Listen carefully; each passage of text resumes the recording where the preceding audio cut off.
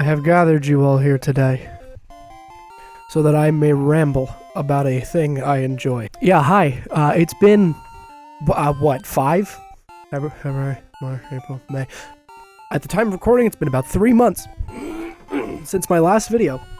And while I should wait to make this video until I'm not sick anymore, I'm not going to, because this was an idea I had. Saying that makes it sound like this is something more than it is. It's not. But it was an idea or a theory or a thing I wanted to do before the new Final Destination movie came out. But instead, I didn't. Instead, I just played a lot of Tony Hawk Underground and Infamous and a little game called Blacktail on Steam. And then I decided, you know what, I should probably do something before the new one comes out. And then, a little pro tip for you. I don't know if any of you are parents out there, but when you have a child who's in preschool, he then becomes a biological weapon from the school to specifically target you in an experiment of getting sick constantly. So, as you can hear, I'm feeling like 40%. But here we are. Why am I talking about these? Well, it's a trash horror franchise that I love a lot, and I just wanted to ramble about it. I basically just want to. I'm gonna take this from the perspective of somebody who has seen the new Final Destination trailers or heard about it, sees that it's getting fairly positive reviews, but it's just kind of like, didn't this franchise die 12, 13 years ago? Yeah, but it's back now. Fuck you. I kind of want to do as a way to try and convince you to give them a shot, because they're fun, and you don't really get a lot of fun horror movies in this vein anymore, especially the new one, which is fan service done right in the worst ways. If that, we'll get into it a little bit. I won't spoil it necessarily, but I am going to touch up on it a little bit. So I'll give you the brief rundown using the first movie as a template, basically, because like all horror franchises, once you make one and it's like a new original idea, and then you make sequels, by design they're all going to kind of be repetitive and have the same kind of thing going on. But each movie in this franchise, besides one of them, puts something new on the table that keeps it kind of fresh. And by this, its nature of what these movies are, it's fresh. It's not one guy. It's not a Michael Myers or a Freddy Krueger or a Jason Voorhees or an Art the Clown. For all my Zoomers out there, coming and killing people each movie, it is new and inventive, creative ways to kill these people, which I know out loud does not sound great. So this first movie, I have it on VHS. I love the format. VHS tapes I have a very soft spot for, I guess, just because I know that our generation of, like, we're in our mid-20s now, we're going to be the last generation that has grown up watching predominantly VHS tapes in our early childhood. So I've kind of just stuck around with these and always liked them. So I'm gonna hold this as a thing, but I have all 5 of them on Blu-ray right here, which this collection's like at Walmart. It's nothing special. But the first movie, the plot is, and I'm going to try to name the characters off the dome, because this is another thing with this franchise. I like it so much, I remember most of the characters' names. For example, you tell me who this character was in Friday the 13th. What was their name? What was this person's name in Friday the 13th Part 7? What was the main character's name in Friday the 13th Part 7? What was what was her name? I don't know. Somebody does. I know that they do. But my point is, I can name most of these characters for the most part, and the ones I can't, it's not because they're not good. I just don't remember, and I will put corrections up as I fuck up their names. Whoa. So, the basic premise is an event happens. Somebody has a premonition of a disaster happening. In this first movie, it's an airplane. They are taking airplane flight 180 to Paris. The main character, Alex, has played by Devon Sawa. He's the only one I'm going to specify who he's played by, because he's Stan. And also, Devon Sawa is a quality actor and is stuck to being in, like, Danzig movies, and that's just sad. But anyway, Alex The French class is taking a trip to Paris for the summer, I believe, or for like a week in the summer or whatever. So they get aboard Flight 180. All of a sudden, the plane takes off. Things start going wrong. The plane explodes. Everyone's dead. Alex wakes up. It is now 5 minutes or so before the plane took off. What he had was a premonition of events that are to come. So he does his best to calmly and collectively freak the fuck out and tell everybody that the plane's going to explode. He saw that it's going to explode, and a few stragglers joined him. His friend Todd, who had a brother who I can't remember the name of. His brother ended up staying on the plane. Todd went with to check on Alex. Beverly and Carter, because Carter's the bully and started beating shit out of Alex, and then they both got kicked off. So then Beverly followed Carter because that's her boyfriend. Billy, my boy Billy, I love Billy. Miss Lewin, who was one of the teachers on the thing, or on the trip. There's another one that I cannot remember the name of because he does not matter. And then there is our last girl who gets off. Clear Rivers is her name, and I remember that because the name Clear Rivers kind of pops up in all of these in like little minute dumb things. And I believe that's our cast. If I'm forgetting somebody, I'll put them here. But then what ends up happening is they get off the plane blows up, and now what this movie does in particular that I really like is it introduces this element of the police are always kind of after Alex because he said that he saw the plane was going to explode. He knew the plane was going to blow up, which I don't know. You don't really have to work in law enforcement to understand how suspicious that is.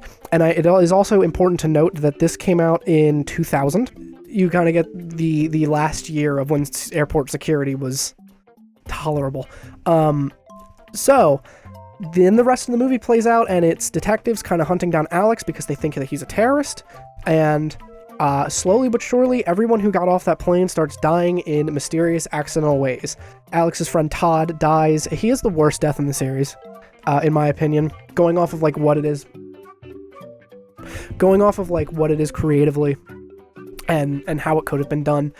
I kind of understand now, hearing the producer kind of talk about these movies, that they needed a way to show that death is an entity, but not like a physical being. So Todd's death kind of becomes the example of that, and unfortunately I feel like it suffers because of it.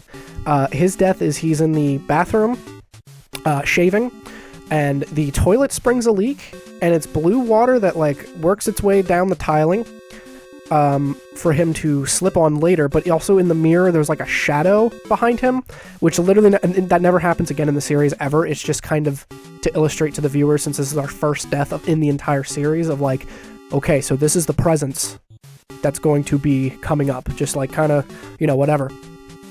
So the water comes down, Todd slips in it while looking over the tub, or he slips. It's such a weird, physically it just doesn't make any sense. He slips, lands like this over the tub. There was a clothesline, and it somehow manages to wrap around his neck 3 times, and then he falls in the tub. And then the one part about it that I do like, that is kind of a funny irony, is there was a bunch of soap bottles at the base of the foot of the tub, and they fall in and open, and so the floor's all slippery and he can't get out because his feet keep sliding. And then eventually he just kind of chokes to death and dies, with a really cool effect with his eyeballs where they just kind of pop, they don't explode, but the I don't know, the whites of the eyes turn this gross red, and that always stuck with me. But then the thing that really kills it is that the water that came out gets sucked back up into the toilet, and it's just our whole thing here is trying to make these natural or accidents. It's not really accidental when the water just itself back into the toilet, But that's my least favorite in the entire series, and in this movie. My favorites is probably Billy's, just because it's so quick. Later on in the movie, Carter, Alex, Clear, and Billy are in a car. At this point, I think they believe Alex at this point, or they're starting to believe Alex at this point, that death is coming for them. Basically, death is coming for them in the way, in sequential order that they would have died in the explosion, which Alex is able to break down using the news airings of where the explosion started and how it would have impacted through the plane. And then Alex is able to kind of write down what seat numbers everyone was in and where the explosion would have hit and who it would have hit. So, because the whole thing is death doesn't want to be cheated. If he was guaranteed let's just say 190 souls that night. Well, like 8 got away, so now he needs those 8 souls in order for everything to be balanced, because they're not supposed to be alive. That's like the whole shtick of the series. At this point, they believe Alex, back to Billy's thing, they believe Alex, or they're starting to, and Carter's driving, and Alex tells him that it's his time next, so he needs to be careful, and Carter just basically says, like, I'm going out on my own terms, and parks on railroad tracks, and just waits for a train to hit him, and he then decides, like, wait, I'm an idiot, I don't want to actually die, what am I doing? He can't get out of the car, the seatbelt is stuck, and the doors will not open, so Alex has to intervene and pull him out right before the train comes, which means he skipped, which at this point in the series, what we believe is if you're able to save somebody before their time is coming, then you've broken the chain, and that person is safe. So then from this point in the movie, Carter's just not in the movie until the end again, but whatever. So then the next person after that would have been Billy, and the car gets hit by a train, and it blows up. Billy's just like, is still in disbelief, and it's just like, Carter's dead, you're gonna die, and then like a piece of shrapnel from the car hits one of the train wheels and just shoots out and cuts him like from eyes here, and just like, it's so quick, it's so fast, and it's just like it immediately has like the whoo, you know, and I love that. But yeah, it's all done in like a mystery. The first one is not like a comedy or really gory, it's just kind of like a mystery of going down like every logical and feasible solution that anybody would think of to try and explain what's going on here. I have a very big soft spot for the first one. It's not my favorite, but I do think it is very, very, very good. It's a very good jumping point, to which Final Destination 2 expands on it. And I have like the worst case in the world for this lighting, because we're just using one fluorescent, and it's just got this like, you know? But Final Destination 2, this one was like 2 years later, I think it came out in like 2002. It's not here. They don't have it written. Final Destination 2 has the most iconic premonition of the entire series. Even if you don't know the series, you know the scene. It is 4 friends on a highway going to somewhere. I don't remember. Our main girl in this movie, her name is Kimberly, and her 3 friends suck, and I don't remember any of their names, and because I don't really like them, but they're on a highway, and she has a premonition of a logging truck that the logs fall loose and just like plow through a cop car and just like cause mayhem on this highway. It is an iconic premonition. It is textbook of like, okay, we did this with we did the first one. Now we're going bigger and better for the second one, and they knocked it out of the park. I think everyone loves the logging truck. That's like I said, it's iconic. Everybody knows that. But what this movie does that's different than the first one that I think is very interesting is in the premonition, the person who has the premonition dies last, usually, in most cases. Bloodlines kind of changes that a little bit, but for Bloodlines, just a small one. They changed that a little bit, but Kimberly is the last one to die in her premonition. What ends up happening in real life is she blocks off a highway exit to try to stop people from getting onto the highway where this log truck's gonna explode and fall and kill a bunch of people. And she ends up saving this whole line of cars that would have been caught up in it. What is interesting is Officer Burke, I think his first name is Thomas. He's the cop that gets hit first with the log, so he would have been the first one dead. But he intervenes and saves Kimberly when an out-of-control Mack truck slams into the car that she was driving, killing her 3 friends instantly, who were supposed to all die before Kimberly. So now the chain is working in reverse. Instead of it being like when the first movie, Todd died first, then Beverly, then Miss Lumen, then Carter, then Billy, then Clear, then Alex. It's now Kimberly was supposed to die last. Now she got saved, and her friends died first, who were supposed to be second to last. Now it's the motorcycle guy.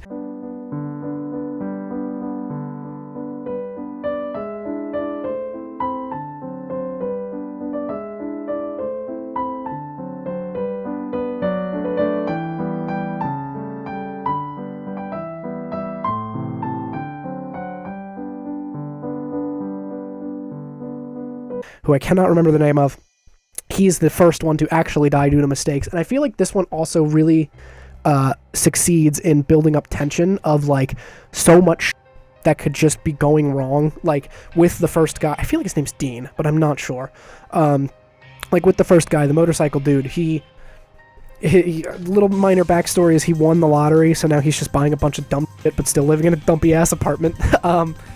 So he has all this like expensive watches and whatnot, and a ring that he's wearing that's also this like expensive whatever thing, which is important because he goes into his apartment, starts cooking spaghetti on the stove, I think, throws like leftover Chinese takeout in the microwave, and then is washing his hands, and his ring falls off into the garbage disposal. And then immediately you're like, okay, microwave is running, stove is on, and it's a gas stove. Hand is going in that garbage disposal, and you're just kind of watching because you're like, okay, we know where this is going. But instead, the microwave starts on fire because the Chinese takeout had that stupid metal rod thing that the takeout containers do, and dumbass threw it in the microwave, and it started to blow up, which then sent so that started to smoke up, and then like a magnet from the fridge fell into what he was cooking and lit on fire. So now there's just a raging fire behind him while he is just trapped here in the garbage disposal and just freaking the fuck out, and we're still waiting for the garbage disposal to turn on while all this is happening. But he doesn't. He's able to get his hand out and does like all the smart moves of attempting to put it out. Fuck it, it's a lost cause, out the window. And then he goes down the fire escape, falls, and lives. But then the fire escape ladder just falls and crushes him right through his eye. And I feel like that is like an amazing, like, again, with the logs and with that first death, it's an amazing, like, okay, we got our formula, now we're going to play with it a little bit. And I really enjoy that. And the characters are all pretty, like, I'm going to say stereotypical, but stereotypical enough that, like, you can get attached to them, especially Clear. I love Clear Rivers in 1 and 2. Because Clear comes back for 2, having survived in the first movie. Devon Sawa, unfortunately, was killed in between movies off camera by a brick falling off a building and clocking him on the head. I wish I was joking. I'm not. But Clear's in this one too, and it's great. I love seeing her back. But then, yeah, it's more of a mystery, less of the police intrigue of like detectives coming and being like, how did you know this was going to happen? Like, less of that, which is unfortunate. I do think that that's a really big strong suit the first one has, of it being a crime drama as well, but it is what it is. The second one's great, and it is the only movie in the series, besides the first one, with Clear living, where the main cast, with the 2 characters that are left, they survive. They cheated it. They did it. And that's important, because that does come up in the 6th movie, 20 years later. But my favorite death in this second movie is there's a 1-2 punch of a girl named Kat, which is hilarious because my wife's name. A girl named Kat who is trapped in a car, and there's like a bunch of PVC piping coming through, and it like just missed her. So firefighters are there, and they go to use the jaws of life on her, or not on her, but on the car. And while they're doing that, there is a news van that pulls up to capture footage of like an accident that just happened, because like everyone was involved in this thing. So a news van showed up, and like as the viewer, when this event happens and one of the Eugene gets wheeled off, you think that's kind of it. They like, oh, okay, it's over, like whatever. And then this news van comes up, and you're expecting, as a viewer and knowing what kind of movie this is, I expected like a scene transition, and then we're like, oh, we're in the next thing. No, it keeps going, which is cool. So in this field, in this car accident with the PVC piping, the news van pulls up and clips a rock, which like penetrates the oil reserve. I don't know what it's called, and it starts leaking out and running down a PVC, like an underground PVC pipe. Okay, so that's there. So then, the firefighter, Kat, like habitually has these black cigarettes that she's smoking throughout the movie. The firefighter shoves the jaws of life in. The firefighter ends up actually killing her, which pisses me off, because she's kind of uppity, kind of bitchy, but she's tense. Like, obviously, she almost died, and the jaws of life are very loud. So he goes to use them, and then she's like, can you turn that down? He's like, oh yeah, we'll put him on quiet mode. She's like, cool. And then he like rams it into the car, which makes her airbag go off, and it slams into her face and then shoves her head into one of the broken PVC pipings, killing her immediately, which makes me angry because that's the firefighter's fault. That's not even death. That was just like pure circumstance that that's the firefighter being an asshole. But after that happens, she had one of those cigarettes, and she was kind of like, had her arm on the window, and then when she died, her arm comes out of the window, like limp, drops the cigarette onto the PVC piping where that oil was running through, lighting it on fire, running it down to like a propane tank, which then blows up a fence, and it's a wire fence, and there's the druggy character who I cannot remember the name of, so I'm going to call him Terrence. Terrence is just kind of standing there, and the propane tank explodes, or whatever tank it is explodes, and sends this fence flying to him, and then he is segmented in 3 places due to this fence, and then just kind of like slowly falls in 3 separate places. It's fucking awesome. It's glorious.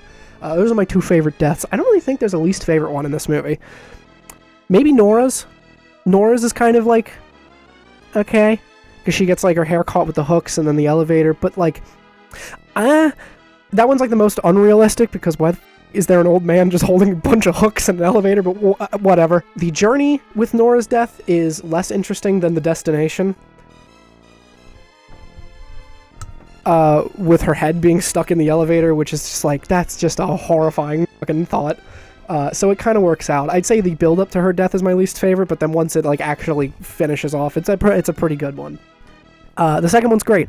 The third one is my personal favorite. This is when they stopped being on VHS tape, and they're on DVD now. And I think this is a Blockbuster case, because it's got like that, it's like a thick case, and it's got this like, I don't know, GameCube square, and I remember Blockbuster cases having that. I've only been to a Blockbuster once before they all went out of business. We went to a local thing in town to rent movies, but we went to Blockbuster once to, I think, rent Monty Python and the Holy Grail.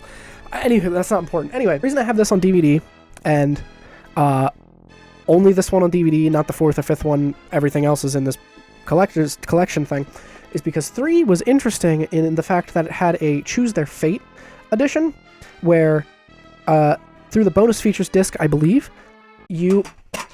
Oh, brother, this guy stinks! Through the bonus features disc,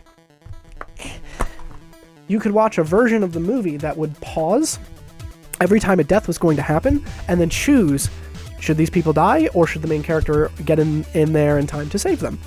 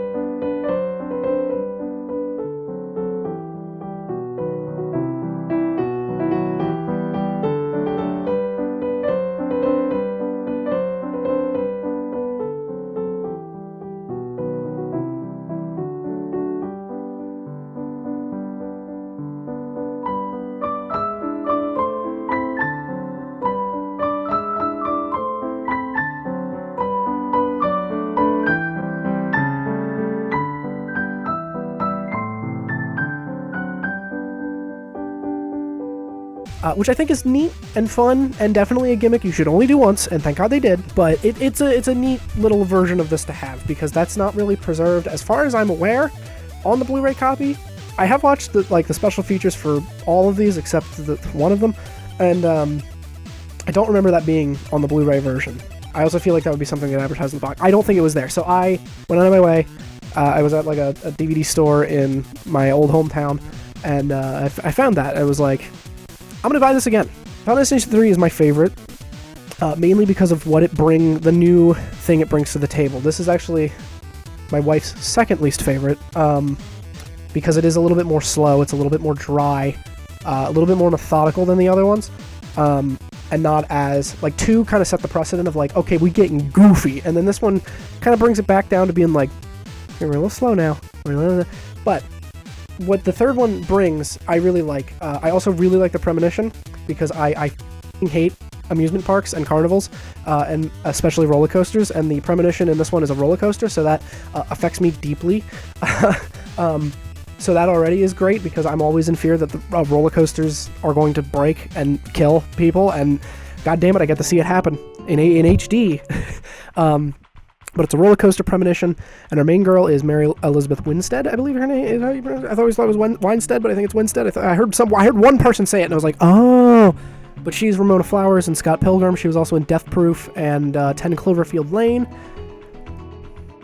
Sky High, but I also really like her. I like Wendy in this, and the male co-star's name is Kevin. Kind of has like a greasy looking hair almost. He's okay. I really like the two side characters of Ian and Aaron, but I only really remember, I believe her name is Aaron. If I'm right, I'll be fucking hype. If I'm not, it's because I remember the cute little nicknames that they gave each other, because outside of filming the movie, they thought that they, as a couple in the movie, should have like nicknames for each other, so they thought up stuff as like what their characters would call each other, and they were Mip and Pip, and I always thought that was like the great. Like not like the cutest thing, but I was just like, that's great.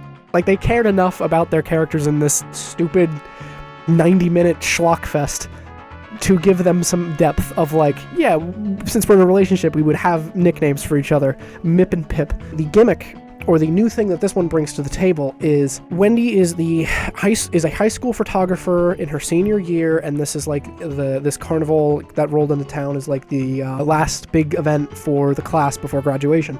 So she's taking photos at this carnival of all the kids to put in the yearbook, and when the tragedy happens, and then everyone graduates, Wendy's just kind of like off by her lonesome, and is looking over the pictures on her computer, and what she ends up seeing is there's a lot of weird things in the photos that aren't quite explainable, like I don't remember their names at all, but I'm gonna call them the two bimbos who die in the tanning bed, which you may have also seen because that's also kind of like an iconic death. In a photo that she took of them, there's this ominous like orange glow under coming from like the bottom of the picture, and which hints to them being lit on fire in the tanning beds. And then there's Frankie, the pervert who graduated like 3 years ago, taking panty shots of underage girls. They don't talk about that in the movie, but they do call him gross, so I'll give them a plus. But he, in one of the pictures, had a fan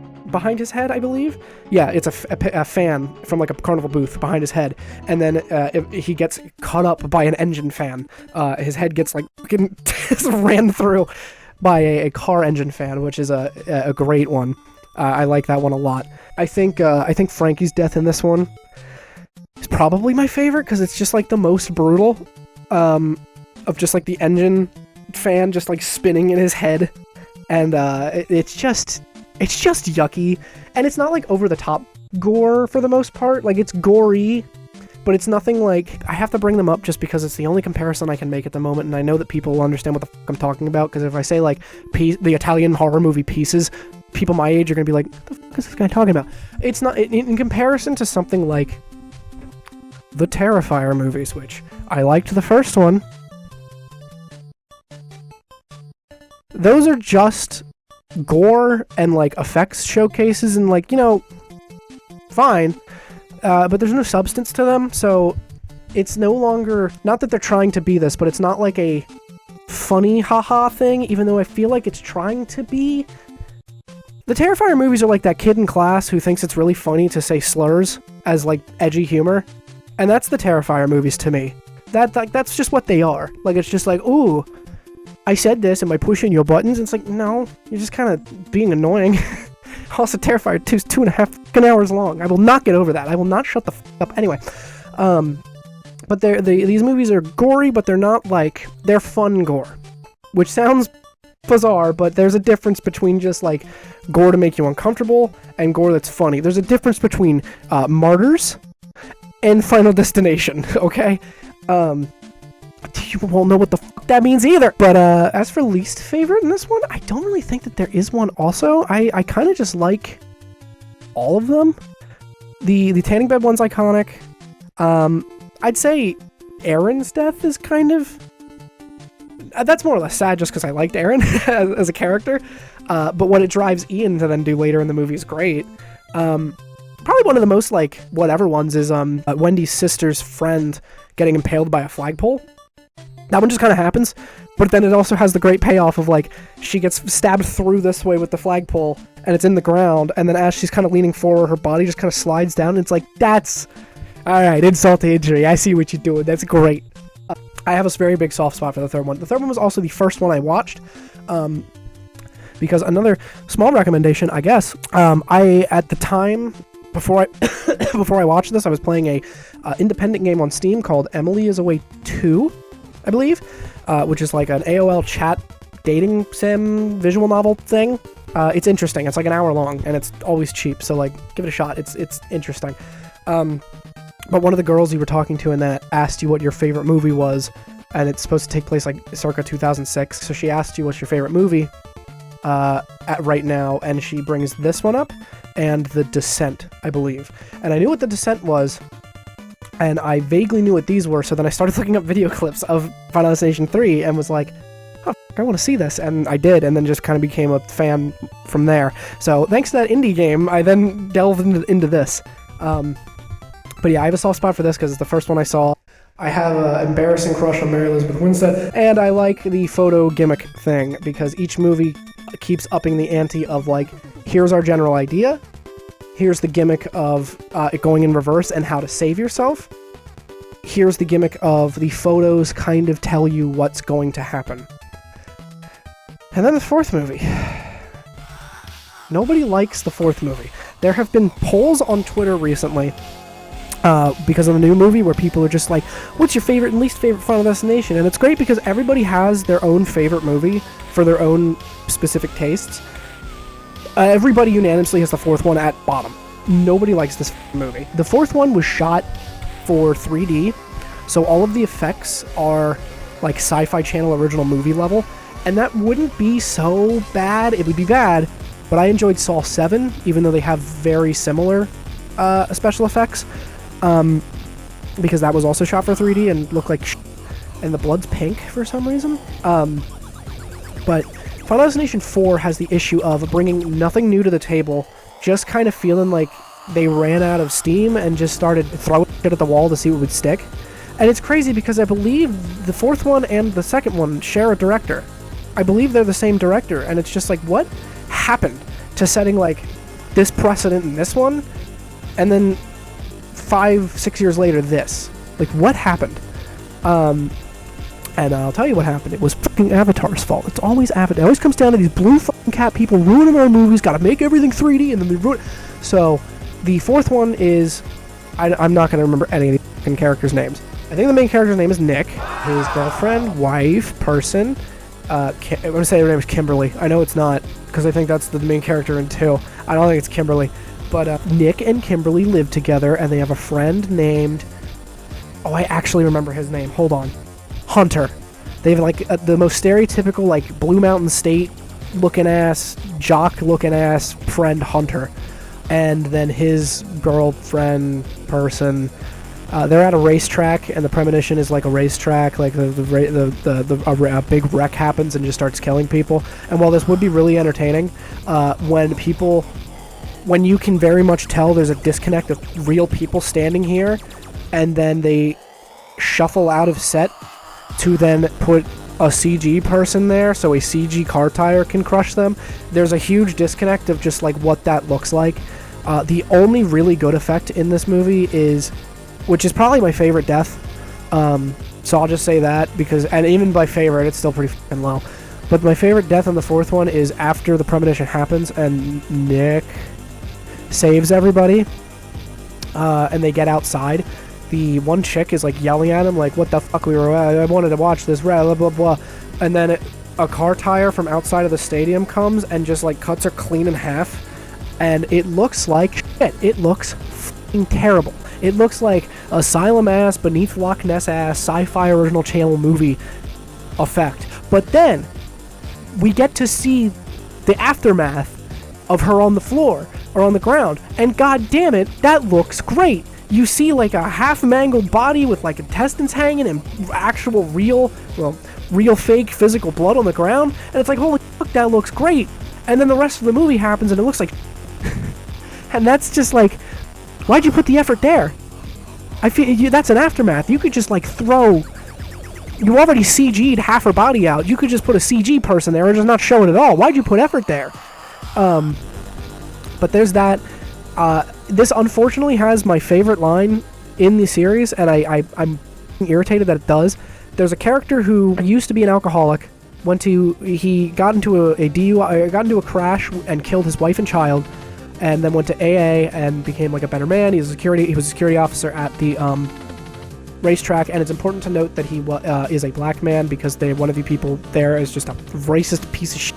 And that's like one of the only deaths in the series that you watch, and you're just like, yeah, good, fuck you. But he's just like a sweet, jovial man who had like a very fucking awful past. When it's his time to go, or what they believe is his time to go, he kind of comes to terms with it, and it's like almost sweet and like real, where he's just like, I got my wife and kid waiting for me on the other side. I'm ready for whatever. And then they ruin it with a comedy beat. They ruin it, but it's also my favorite, with a comedy beat where the main characters realize they haven't heard from him all day or something like that, and they rush over to his house and they can't find him, and then they find him hanging from the rafters in his bedroom, and then the rope breaks and he just falls, and they're just like, what the hell are you doing? And he drops the best line in this series of, What are you doing, man? Why are you trying to kill yourself? I'm just trying to give God what I thought he wanted. I've been trying to kill myself all day. so fucking funny. He's like, I took pills, I threw them back up, I did this, and like nothing works. Like death is just like, buddy, it's not your time yet, just hold on. Like he keeps stopping this dude from killing himself, and that's so funny. That idea is so funny. That's like the only new thing that this brings to it, where there's just a guy who actually is okay with dying and then just can't, because death is like, what are you doing, buddy? It's not your time. Like, that's great. Everything else sucks. This movie's terrible. I hate the fourth one. Nobody likes the fourth one. Final Destination 4 and or The Final Destination also marks the first time in the series where Tony Todd has not made a cameo. May he rest in peace. Tony Todd, who is Candyman and other things. I can only think of Candyman. Oh, Venom in the Spider-Man games. The new Spider-Man 2 for PlayStation 5. Anywho, Tony Todd's great. He's done a lot more and is so much more of a recognizable actor than what I've just named off. So he's a mortician in this one. He's a mortician in 2, and he is not physically in 3, but the roller coaster has a big devil statue out front of it, and he voices that devil. 4, he's not in at all, and it's kind of awesome that he's in all of them except the very, very, very bottom of the barrel one. I think that's very funny. So, if you get interested in watching this, you can feel free to skip the fourth one, though I will say the fourth one is 82 minutes. It is the shortest one, and yet it feels longer than all 3 of these. So, there's that. And then we come to the series best before Bloodlines came out. 5 is the best one in the series. 3 is my favorite. 5 is the best one. 5, I'm not going to get into this one too much, because there is genuinely something that happens at the end of this movie that is so, if you've watched all of them, maybe excluding the fourth one, if you've watched all of them, the ending of 5 is going to blow your fucking mind. 5, the premonition is a bridge, and it's a very creative. I love the premonition in 5. I think up until the new one, it was the longest premonition sequence of like 5 minutes of just pure fucking disaster, chaos, and it's great. 5 introduces 2 new things to the series. 2 new things that I adore.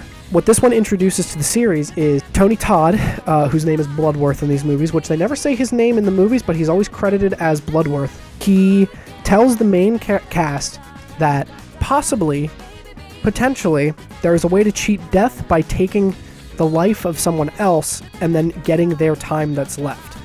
So if they were to say they got a day left before death is coming for them, they could kill some random person, and then whatever time they had left before death came for them, they would then get. So if they had like 3 days left, they would get those 3 extra days. If they had like 20 more years, they'd get those 20 years. Which I think is an awesome concept and done really well with one of the characters who just kind of like lets that mentality really get into his head. It also introduces what happens if in the premonition, instead of everybody dying, the main character is able to actually save somebody in the premonition, so that no matter what would have happened, if the premonition happened and then it played out exactly the same, what would happen to that person that he saved in the premonition? Or no matter what would happen, that person would always be safe. So I like that idea. That's like a new thing of like, oh, we've never actually saved anybody in the premonition. We've only all died in the premonition. What happens if we save somebody? And that's really cool. The best death in this one is the gymnastics one. I almost don't want to say names in this one because this is hard recommendation. If you're gonna watch any of these, first and fifth. Sounds crazy to jump, but if you're gonna watch any of them, first and fifth have like the best all-around cycle, and then if you like those enough, you can go watch the other ones. But I almost don't want to say names in this one because I genuinely want people to watch this one, and I know that they have it, this like people who are interested have at this point, but if you're on the fence about it because the new one came out and you're kind of like, well, I like horror, but you're not sure because this is a 25-year-old franchise, which I understand. 1 and 5. But there's a gymnastics related death in 5, and that is the best one in that movie. And there really isn't any least favorites in this one. I'm okay with all of them. I don't have any real big complaints about any of them. Yeah, I think that all of them are pretty good. The 5th one is also kind of starts to introduce the concept of dark comedy to everything, where there's like one death I'm thinking of specifically in a massage parlor, where it's kind of all tongue-in-cheek, and you're kind of just like, okay, if this guy dies. So they kind of play with that, and are just like, well, if everyone's okay if this guy dies, then let's just make his death kind of goofy. And they do. And the whole movie kind of has that consistent tone of like, it's kind of a dark comedy, which leads great into Bloodlines, which kind of continues that of like, all of the deaths in Bloodlines are shocking, disgusting, brutal, violent. It's definitely the most gory one in the franchise, but it's all really fun. And you're watching these people die horrible, violent, gruesome deaths, and you got, for me and my friends who I forced to come with, who thank God liked the movie, we all just had the biggest smiles on our faces watching these people just get mangled.